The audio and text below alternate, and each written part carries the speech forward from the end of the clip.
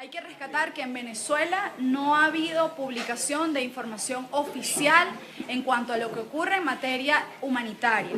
Hoy los venezolanos, los ministerios le niegan a los venezolanos el acceso a información. Incluso hay que rescatar, hay personas que son perseguidas por publicar lo que ocurre en los hospitales. Tal es el caso de médicos detenidos por haber denunciado casos de desnutrición o casos de malaria, y para ustedes contar. Ante este blackout de información, ante esta falta de acceso a información, celebramos que las organizaciones no gubernamentales hoy sean una voz para visibilizar lo que ocurre en Venezuela. Human Rights Watch publicó hace unos días un informe que revela y que da alguna aproximación a la crisis y digamos a la emergencia humanitaria compleja que está ocurriendo en Venezuela. De hecho, hay una frase con la que inicia el informe que creo que es la conclusión de lo que pasa hoy en el país, que dice: el sistema de salud pública de Venezuela ha colapsado y pone en riesgo las vidas de un número incalculable de venezolanos.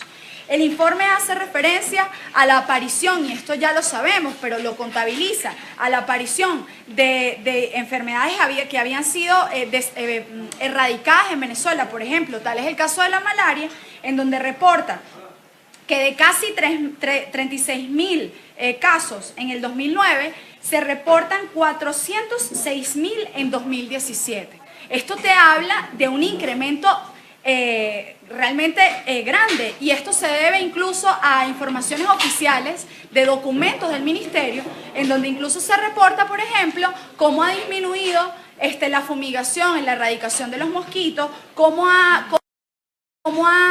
no se han activado los cercos epidemiológicos efectivamente, y esto evidentemente lo que hace es promover la epidemia que hoy se está reportando. En el caso de la tuberculosis, por ejemplo, en el caso de Venezuela, se dice que se pasó de 6.000 casos en el 2014 a 7.800 en el 2016. Y en informes preliminares se dice que se señala que hubo más de 10.000 casos en el 2017. La tuberculosis, junto con la difteria, por ejemplo, son dos padecimientos que pueden ser erradicados y que fueron erradicados. ¿Y sabes cómo fueron erradicados? A través de la aplicación de vacunas. ¿Qué sucede hoy? No hay vacunas en Venezuela. Tú vas a un ambulatorio, yo que tengo 2 niños pequeños, uno va a un ambulatorio y tienes que sortear qué vacuna hay, qué vacuna no hay, y cuando no hay, esperar. Ojo, y los mosquitos no esperan. O sea, y entonces, al final, ¿cuáles son las personas vulnerables ante el padecimiento de esto? Los niños, que si tú además los vinculas con esquemas de desnutrición, en efecto, lo que aumentas es su probabilidad de muerte. Entonces, hoy la tuberculosis, hoy la difteria son la evidencia del fracaso, por ejemplo, de los esquemas de vacunación. Ahora, en Venezuela están entrando algunas vacunas que vienen, por ejemplo, por el fondo rotatorio. ¿Qué sucede? Que esas vacunas no son aplicadas.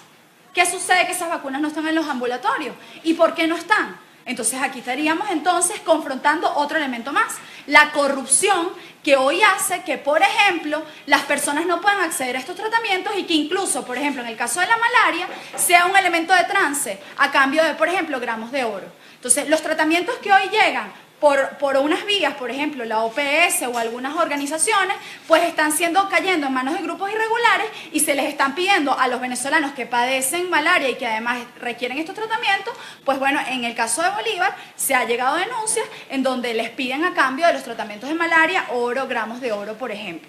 Entonces, el informe también hace referencia a la situación de desnutrición infantil. Entonces, aquí, como bien y gracias al trabajo de Cáritas Venezuela, porque hay que decir que hoy lo que se conoce por lo que está haciendo Cáritas Venezuela, el enorme esfuerzo que está haciendo.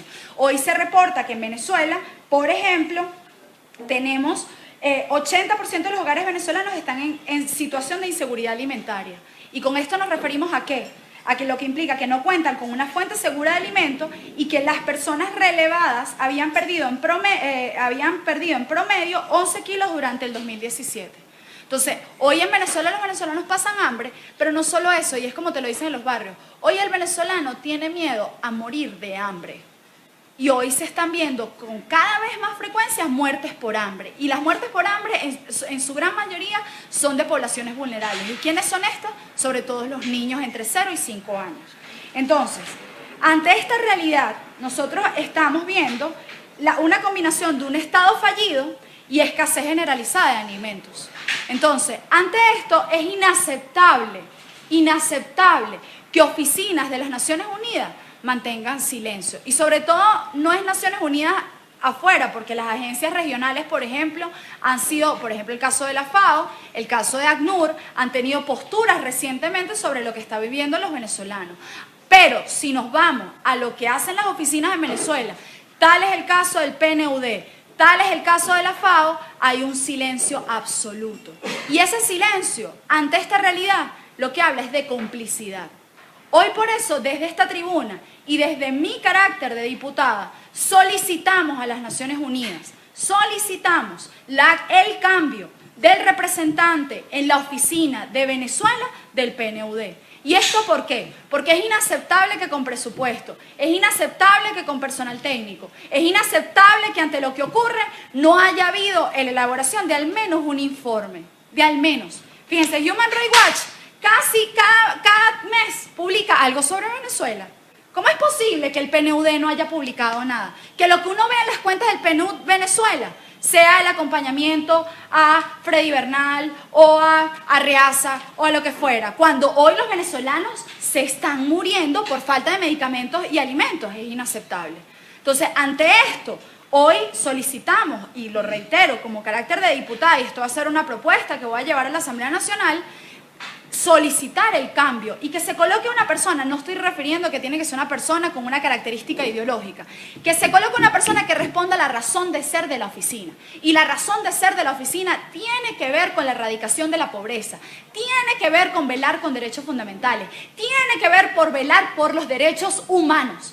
Por ello, el silencio de este señor es inaceptable. Este silencio habla de complicidad. Este silencio habla de no querer reconocer. ¿Cómo es posible de que no se reconozca hoy la crisis, la emergencia humanitaria compleja que viven hoy los venezolanos? Diputada, ¿puede precisar por favor las zonas del país donde el brote de epidemias es más evidente y cuáles son las zonas que están más en riesgo? Entendemos que también en algunas zonas indígenas hay un brote de epidemias importantes. Quisiera saber en los detalles de las zonas. Hay una característica importantísima de las epidemias, en el caso de la malaria y de la difteria, que tiene que ver en el estado Bolívar. Y esto además tiene que ver con la minería ilegal, en donde en efecto no está dándose la activación de los cercos epidemiológicos respectivos, porque el Estado no tiene control. Y no tiene control porque hoy quienes funcionan allí son los grupos irregulares.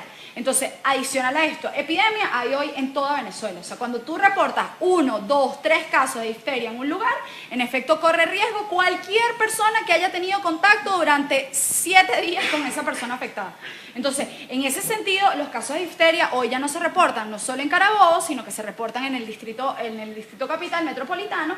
Incluso en el caso de malaria, un comportamiento que se ha observado es que mucha gente está yendo a las minas para poder adquirir, poder trabajar, y entonces cuando van a la mina se infectan de malaria y vienen acá y en efecto pica un zancudo. Evidentemente el zancudo tiene que estar a una altura determinada y es un determinado zancudo. Pero eso sí, o sea, es decir, en Caracas a lo mejor no es tan evidente, pero sí, por ejemplo, en las zonas de Barlovento, en las zonas en los valles del Tuy, se han reportado casos de malaria. Entonces, en ese sentido, la epidemia hoy está esparcida en todo el país. O sea, no hablas de un solo lugar, es todo el país. ¿Pero cuáles son los estados más críticos? Bolívar es el principal. Entonces, hoy, y en efecto, o sea, lo que te refieres, que es el principal, no hay actuación del ministerio, pero además, si la quisieran, creo que tampoco podrían porque no tienen control del lugar. Ahora, creo que hay que rescatar algo. Esto no es una denuncia nueva y probablemente cuando nos escuchamos y decimos son casos nuevos y son casos nuevos y son casos nuevos. Aquí hay que hablar de que aquí hay una política detrás de la emergencia humanitaria, o sea, de profundizar, porque es inaceptable que no se haya hecho nada en mes a mes y ya van años de esta denuncia. Entonces, y cada vez se agrava más. Entonces, aquí hay una política detrás de lo que hoy viven los venezolanos. ¿Qué debe hacer Naciones Unidas a partir del 10 de enero, en su opinión, tomando en cuenta que hay países que reconocen a Maduro, otros países no lo reconocen? ¿Qué esperaría usted como parlamentaria, sobre todo lo que respecta a las agencias que tienen que ver con problemas sociales del país? Hoy la institución, a partir del 10 de enero, la institución democrática legítima en Venezuela es la Asamblea Nacional. Por ello, hoy es indispensable el trabajo mancomunado con la Asamblea Nacional. O sea, es inaceptable y entiendo que en un país democrático, normal, las agencias trabajen con los gobiernos, Pero en Venezuela no estamos hablando primero de un país democrático. En Venezuela hoy estamos viviendo un régimen totalitario. En ese sentido, más que nunca hoy se tiene que establecer un trabajo mancomunado con la Asamblea Nacional. Por otro lado, hoy las agencias tienen que dar información. Tienen que dar información. Tienen técnicos, tienen dinero. Tienen que dar información. Entonces, en ese sentido, hoy el trabajo es registrar lo que ocurre, el crimen que ocurre en Venezuela. Registrarlo y visibilizarlo. Si van a reconocer a Maduro como crean allí. Es que no es democracia, o sea, si estamos hablando, el 10 de enero se va a juramentar a alguien que no fue electo democráticamente.